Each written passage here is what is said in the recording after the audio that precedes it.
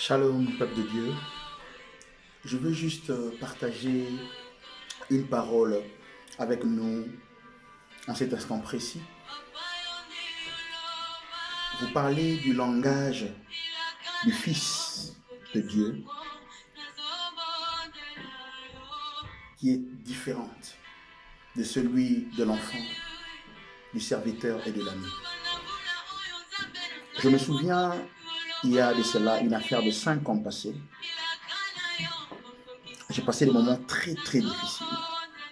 Très difficiles. Je priais, je jeûnais. J'allais à la montagne.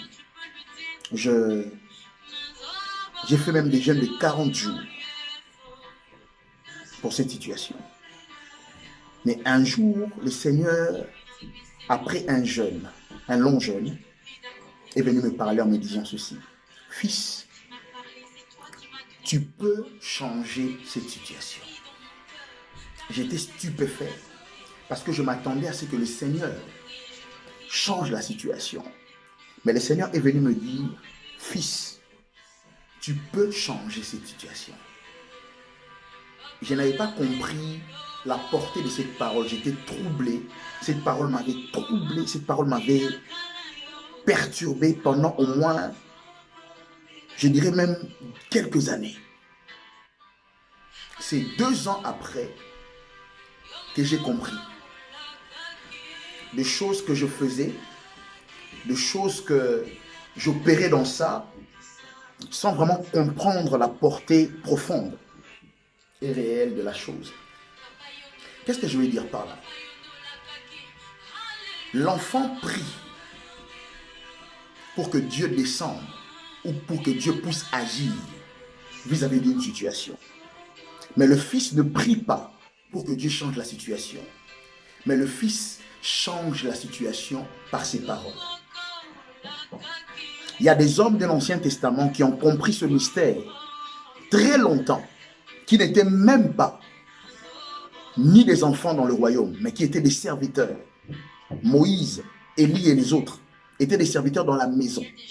Mais nous sommes des fils. Et ils étaient des serviteurs, mais nous sommes des fils, des enfants de la maison.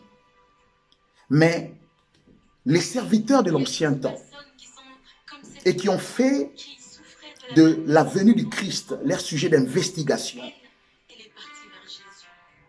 en voulant sonder le temps de l'accomplissement de la grâce, de la venue de ce Messie. Mais le Seigneur leur a dit que cela a été réservé à une génération que nous sommes aujourd'hui.